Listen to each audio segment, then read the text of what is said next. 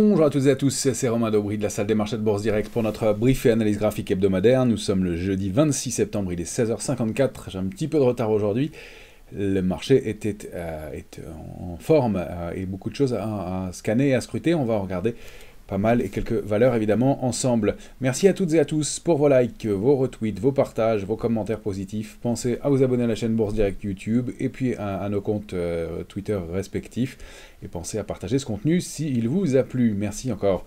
Une fin de semaine qui est dopé par des marchés chinois qui, portés par des mesures de soutien eux-mêmes à l'économie et des mesures fortes, entraînent des mouvements de hausse sur, évidemment, le secteur du luxe, notamment à Paris, sur la tech en général, et puis aussi, on va le voir sur les métaux, matières premières, étant pas toutes en forme, mais notre signal sur le gaz s'est bien confirmé, même si c'était un peu en pause, mais on voit que les métaux précieux, le cuivre, le cuivre dans une moindre mesure précieux, mais l'or, l'argent se portent bien, le palladium aussi continue, ou en tout cas est en passe de réactiver une dynamique haussière.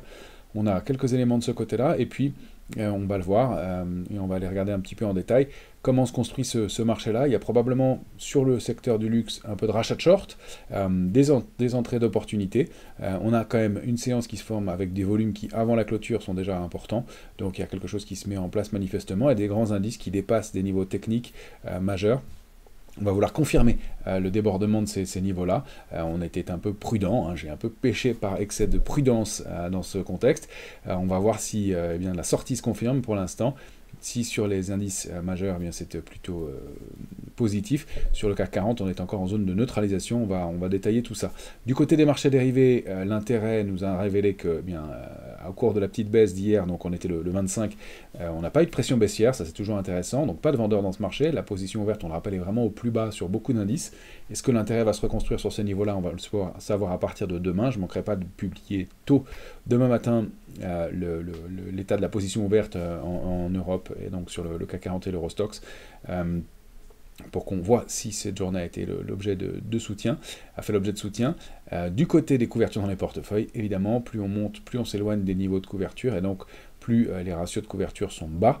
On a sur l'Eurostoxx un niveau d'optimisme fort, sur le CAC 40 un niveau d'équilibre, et puis sur le S&P, on peut considérer qu'on est entré, et franchement cette fois-ci en complaisance, on va le voir avec l'indice de la volatilité. Il n'empêche qu'il y a des choses qui se mettent en place sur pas mal de valeurs, et on va les regarder, bien entendu, les valeurs du luxe, voir comment ce rebond se construit. Le mouvement est certes puissant, mais on va voir qu'il n'y a pas de figure de retournement haussière de long terme qui se sont mises en place. Alors ça peut être la base, un retournement de long terme, ça peut être des bons points d'entrée pour des opérateurs de moyen long terme.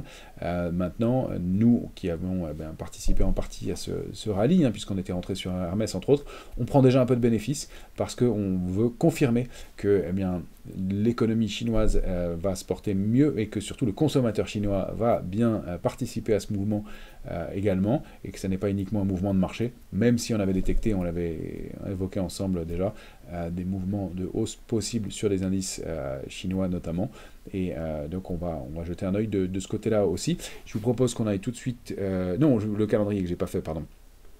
Demain, justement, les chiffres d'inflation. Alors, je suis pas sûr que l'indice PCE Core à la consommation des ménages, marqueur d'inflation important aux États-Unis, reflète déjà demain la hausse qu'on a vue récemment sur les matières premières, excepté le pétrole. Mais c'est un élément à surveiller. En tout cas, l'indice sera publié demain. Ça pourrait continuer à doper le marché s'il est toujours en berne. Et puis, dans le calendrier pour les jours à venir, on a une semaine intéressante avec notamment, et ça va être vraiment le cœur de la semaine prochaine, les chiffres mensuels de l'emploi aux États-Unis. On aura lundi, pour commencer, l'indice des prix à la consommation en Allemagne. 2 discours de Christine Lagarde et de Jerome Powell, un discours chacun lundi. Mardi, des indices PMI, donc des indices des directeurs d'achat manufacturiers en France et en Allemagne, et puis manufacturiers et des services aux États-Unis. On aura l'indice des prix à la consommation, donc marqueur d'inflation, toujours mardi en Europe. Et puis le premier élément sur l'emploi américain, mardi toujours, avec le rapport Scholz dès mardi. Mercredi, ce sera l'enquête ADP, l'enquête privée, un élément de plus quant à l'évolution de l'emploi américain. Et puis mercredi, donc l'emploi ADP, jeudi, les PMI dans les services en France et aux États-Unis. Et puis on terminera avec les fameux NFP, Non-Farm Payrolls, les chiffres mensuels de l'emploi, l'enquête gouvernementale cette fois-ci aux États-Unis, qui va être un élément déterminant à mon sens, avant d'entamer une dernière ligne droite et d'attendre le début de la saison des publications des entreprises aux États-Unis, qui aura lieu qui débutera à partir de vendredi 11 octobre avec le secteur bancaire américain. Donc un calendrier qui va se densifier, qui va donner des éléments très intéressants. On va voir si l'intérêt arrive enfin à se mettre en place. Pour l'instant, on a du mieux, des niveaux techniques qui sont débordés et une sortie d'une congestion qui est manifestement en train de se mettre en place. On va regarder et observer ensemble pour voir quels sont les enjeux et les niveaux à surveiller. Pour l'instant, on s'installe sur le S&P 500 en hebdomadaire. On va regarder tout de suite ensemble, Ici, on s'installe, on tente de s'installer au-delà du niveau de 5733, ben écoutez, rien que le temps de le dire avec vous, je vais zoomer en journalier, j'ai allégé pas mal mon graphique, rien que le temps de le dire avec vous, vous voyez qu'on a du mal à franchir ce niveau de 5733. La confirmation est pour l'instant modeste. Bon, la séance n'est pas terminée, mais attention à des faux signaux, à des fausses sorties par le haut. On voit que les opérateurs ne se jettent pas sur le papier. Encore une fois, c'est un ouf de soulagement. Ça n'est pas un mouvement puissant. Et ce niveau de 5733, je rappelle, pour dézoomer avec vous, que c'est une cible graphique de long terme. Je dézoome complètement et je prends un graphique, cette fois-ci, en mensuel. Sur le S&P 500, on avait, pour ceux qui me suivent depuis longtemps, bien identifié cette zone de peur d'accumulation, zone de scepticisme, et qui, au débordement de 4600 points, avait déclenché un mouvement haussier. Quand on dupliquait cette zone par le haut, on obtenait 5733 points. C'est pour ça que j'ai indiqué qu'à partir d'ici, on pourrait rentrer en euphorie. On n'y est pas encore, et puis l'euphorie, ça peut durer longtemps, des mois, avant de déclencher quoi que ce soit, mais pour l'instant, on reste dans une zone d'optimisme, et vous voyez, on bute contre ce niveau de résistance, encore une fois, je pensais qu'on le débordait en séance, et le temps d'ajuster. Donc, intéressant de voir que cette feuille de route nous amène ici, contre une résistance clé. Alors, on a des niveaux intermédiaires, avant, pourquoi pas des extensions à 5964, 6506 points, ce sont des duplications de trading range par le haut, mais dans l'immédiat, on est un peu dans une situation plus prudente. Alors, je vais me remettre en hebdomadaire, pour qu'on observe ensemble les cibles graphiques. On avait dupliqué le range, j'avais simplifié un peu mon graphique, pardon, je vais remettre les niveaux majeurs et enlever des traits d'essai. J'avais simplifié le graphique, donc le niveau de 5347 en bas, 5733 en haut, un range important.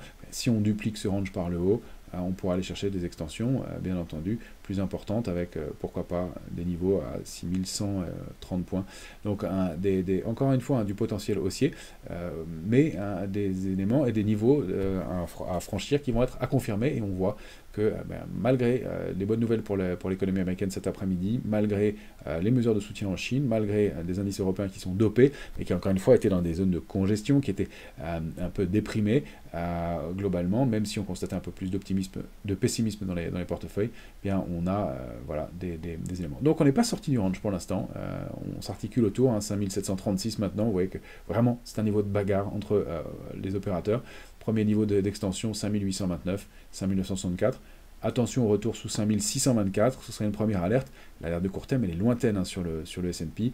Alors on peut la fixer peut-être un peu plus haut, autour de 5460 dans un premier temps, mais le range qu'on avait bien identifié, c'est 5347. J'aime bien le conserver puisqu'il a donné la cible parfaite, 5733, puis cet objectif de long terme. Donc pour moi, tant qu'on est dans cette configuration-là, on va être en situation d'attente, attente en partie haute, de la saison des publications des entreprises aux États-Unis, encore une fois, qui débutera dans 10 jours.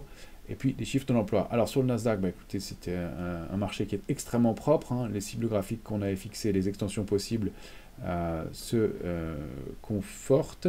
On est allé chercher la cible suivante qu'on avait indiquée, 20 266, à l'ouverture ou au plus haut du jour, 20 273. Donc on est vraiment sur l'épaisseur du trait à aller chercher la cible, et puis on a comblé le gap. Pour l'instant, le Nasdaq est en hausse de 0,20% uniquement, donc on n'est pas dans une configuration d'explosion et d'euphorie. Maintenant, on vient de sortir pardon, je déplace le niveau. On vient de sortir de déborder pour la troisième séance ce niveau de 19 908 points. On est repassé du côté plutôt haussier de la barrière dans cette tendance très courte. On reste aussi à long terme, bien entendu, hein, mais dans cette latéralisation possible, mais on est repassé du côté haussier. Il va falloir préserver 19 908, surtout 19 665, pour latéraliser, pourquoi pas, et confirmer la sortie de cette congestion, de cette petite période de doute, et puis le débordement de cette oblique baissière qui a bien fonctionné, qui a bien été identifié.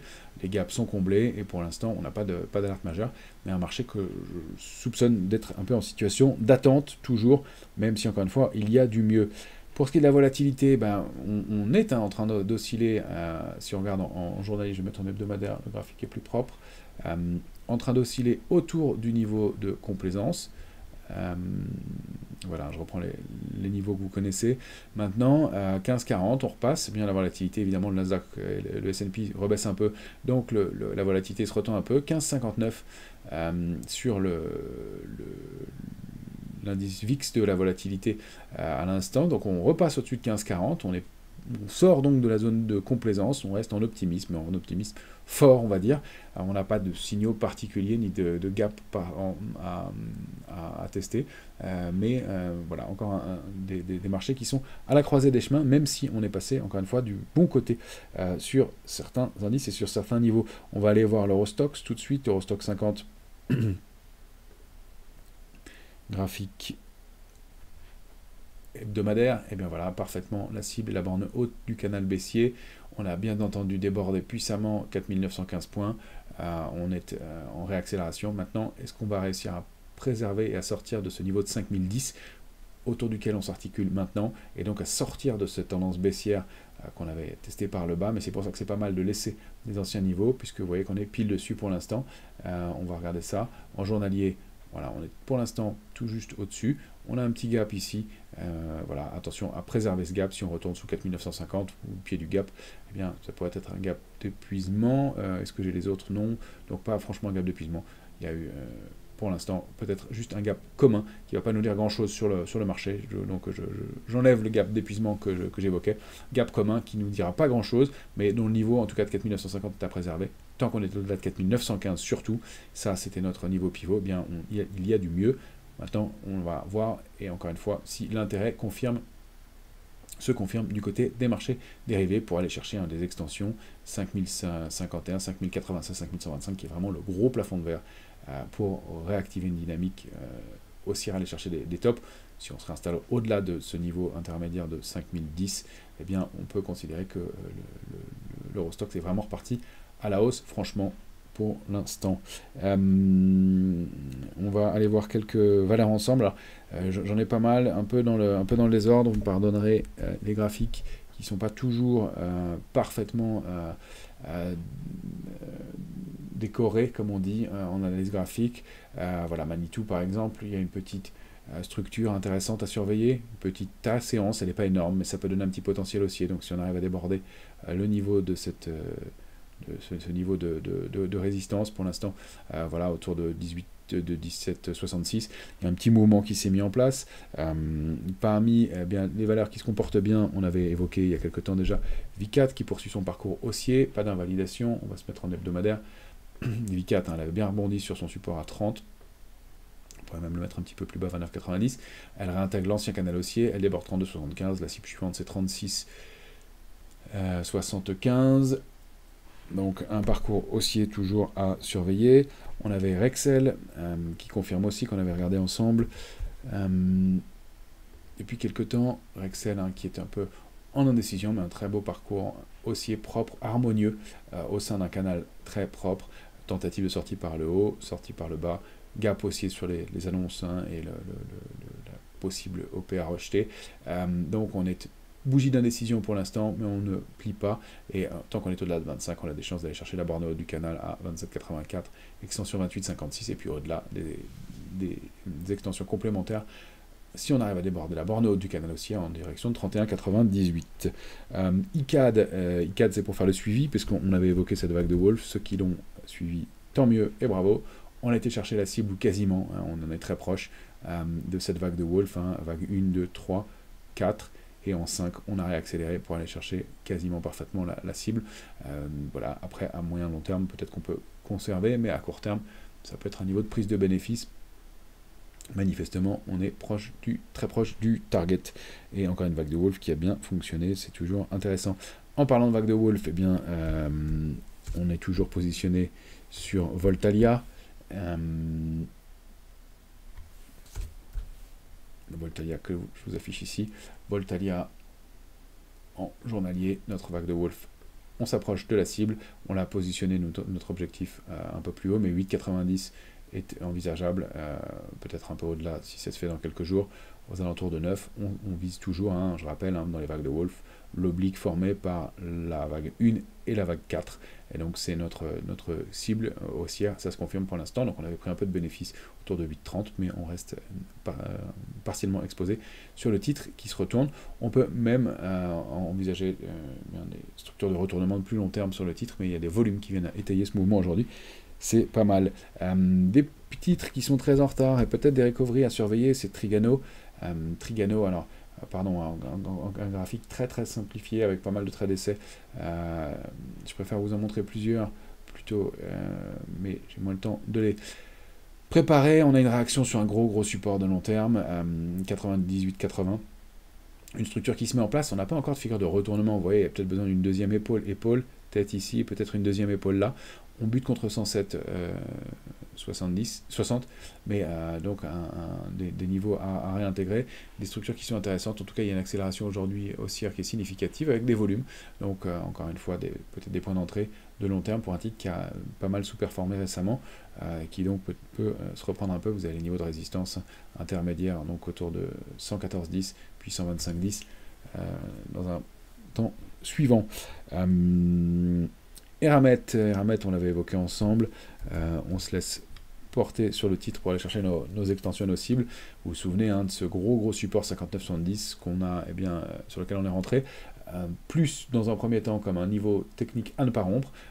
Ça se confirme pour l'instant avec des petits gaps, un mouvement qui n'est pas très étayé, donc on n'hésitera pas à prendre du bénéfice relativement rapidement, d'autant plus qu'on arrive sur un niveau de résistance intermédiaire. Nous, on va peut-être s'alléger déjà prochainement sur le titre, mais le mouvement est à suivre aujourd'hui, donc on l'accompagne, et pour l'instant, tant qu'on n'a pas d'invalidation, on attend d'aller chercher nos targets, donc 75-20 dans un premier temps, et la zone qui est située aux alentours de 80-80-60 pour des extensions. Mais encore une fois, on a des petites figures de retournement. Si on duplique ce trading range ici, 59-70, 66-90, on a une marge de progression qui est assez limitée, et pas des figures de retournement haussières de long terme qui se mettent en place. On peut aller chercher, donc, voilà ce que je vous indiquais, cette zone entre 74 et 75,20. Pourquoi pas. Jacquet Metal, elle réagit sur des niveaux de support aussi. Alors évidemment, vous avez remarqué l'intérêt pour les valeurs liées aux minerais ou matières premières, et donc Jacquet Metal qui est en train peut-être de sortir de cette zone de congestion au sein de laquelle elle évolue depuis juin dernier, entre 14,46 et 15,86. Elle l'a franchi, il n'y a pas un volume énorme, elle est en passe de le franchir. Ce n'est pas des cibles, des extensions énormes. Encore une fois, c'est ce qui nous rend un peu timide sur ce marché. Je vais mettre en hebdomadaire, ce sera plus lisible pour voir le niveau, l'importance de ce niveau sur Jacquet, qui n'est pas passé, qui n'a pas clôturé en dessous, justement en septembre, mais qui avait préservé ce niveau de support majeur depuis novembre 2022, qui réintègre. Donc voilà, une stabilisation, une oblique haussière de long terme aussi qui est en test. Bon, elle n'est pas très propre, c'est plutôt une ligne d'essai, autant pour moi, je préfère l'enlever, mais en tout cas, ce support de 14,46 qui est préservé, on va voir si on arrive à reconstruire pour aller chercher dans un premier temps 19,36 sur Jacquet Metal. Virbac, on l'avait évoqué aussi ensemble, un titre qui se comporte bien. Donc voilà, j'ai pas mal de traits, des extensions possibles, des choses de plus ou moins long terme. Si on dézoome en mensuel, on peut voir une très grosse structure de retournement en épaule-tête-épaule inversée qui donnerait des extensions très lointaines. Là, je prends des grosses feuilles de route à 542. Pourquoi pas? Pour l'instant, en tout cas, on est dans un mouvement de plus court terme. On a évolué entre 326 et 375, on en sort par le haut. La première cible c'est 401, on avait été pas très loin, et puis les extensions 424, 434, ça rejoint la zone des tops de 2021, donc c'est déjà pas mal comme cible et comme extension hein, pour construire peut-être quelque chose de plus fort par la suite. Du côté des valeurs, qu'est-ce que je voulais vous montrer et les ressources de base. Alors, pardon, mon graphique sur les ressources de base, pas magnifique, mais on l'avait évoqué plusieurs fois ensemble. Hein. On l'avait évoqué dès le début du mois de septembre en disant que c'était aussi un niveau possible de rebond.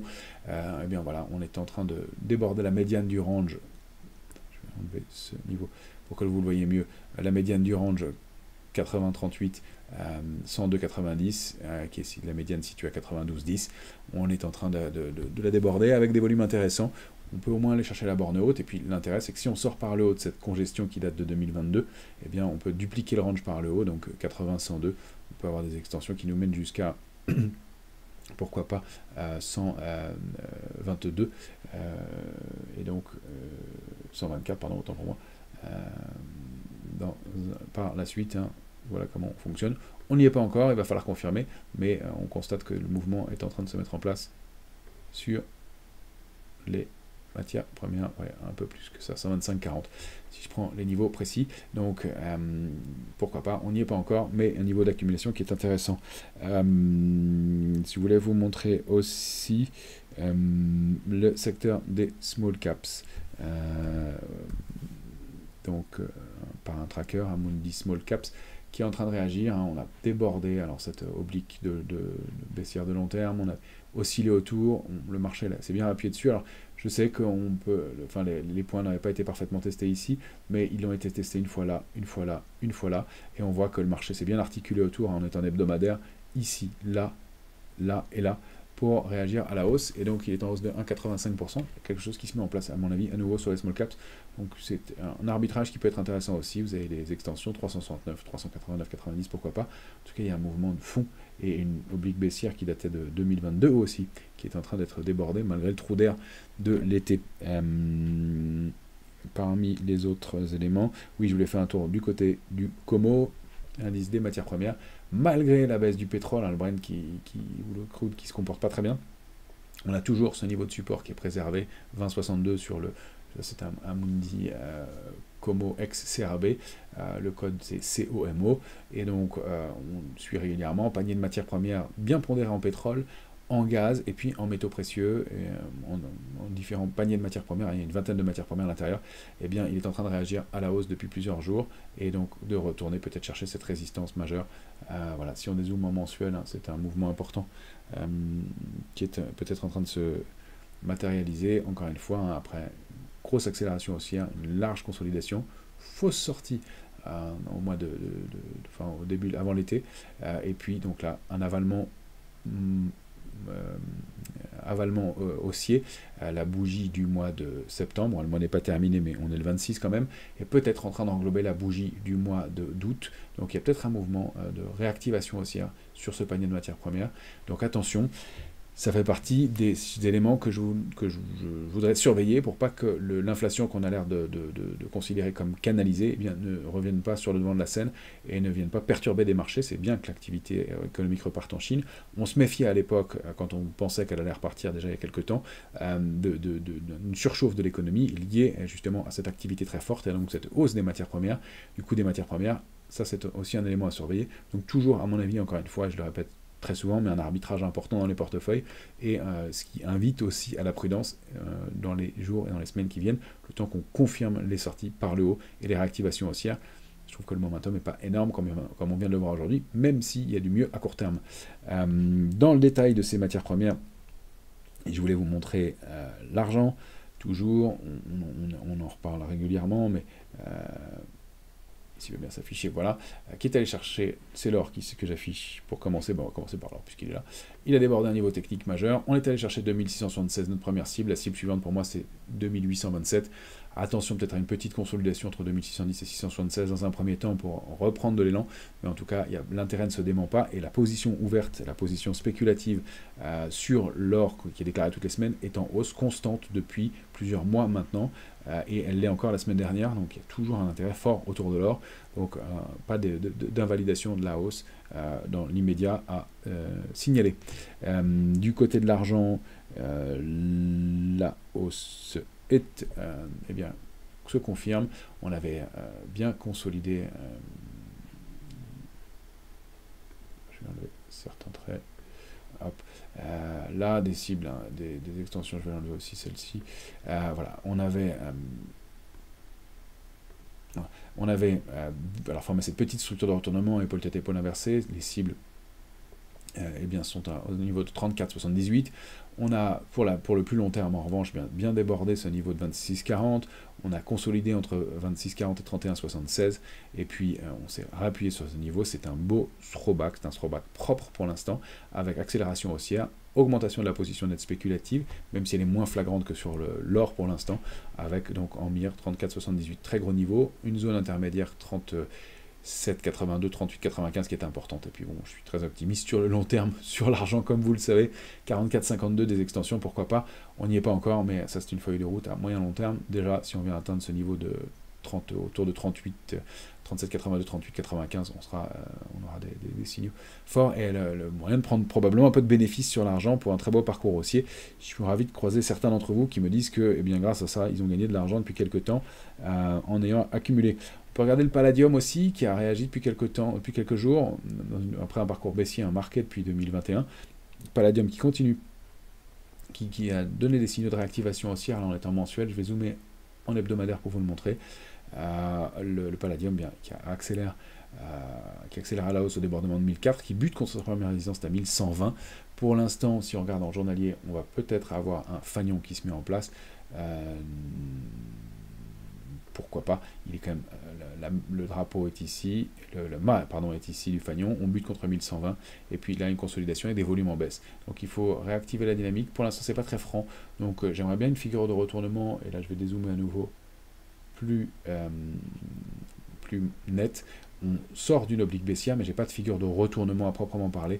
On a un range, en tout cas qui est bien identifié, on le teste avec une première zone ici à 1070, la deuxième à 1120. Si on sort du range, là, on a quelque chose de plus fort pour aller chercher 1394. C'est pas fait encore, mais il y a quelque chose à surveiller de ce côté-là. Le cuivre, on a beaucoup parlé ensemble. Bravo à ceux qui ont conservé les positions de long terme. Le cuivre qui continue à payer aujourd'hui 2,85%. On a bien réagi au-delà de l'oblique, on a réagi au-delà du support majeur à 4,03. On passe 4,45 et on le déborde. Franchement, les volumes sont très nettement en hausse en plus. Donc un mouvement haussier qui va nous mener au moins 4,69 dans un premier temps, et puis 5,06. Je vous rappelle qu'à moyen long terme, l'enjeu pour le cuivre, qui est un des métaux de la transition énergétique, c'est de sortir de ce grand trading range, donc au sein duquel il évolue depuis 2008, 2,44, 5,06 avec des extensions de long terme possibles. Là, je vais très loin, ce sont des feuilles de route, encore une fois, jusqu'à 7,68, mais voilà, on est en partie haute, on accumule, on ne retourne pas. Et ça, j'aime bien, vous le savez, pas chercher la borne basse du range, du tout.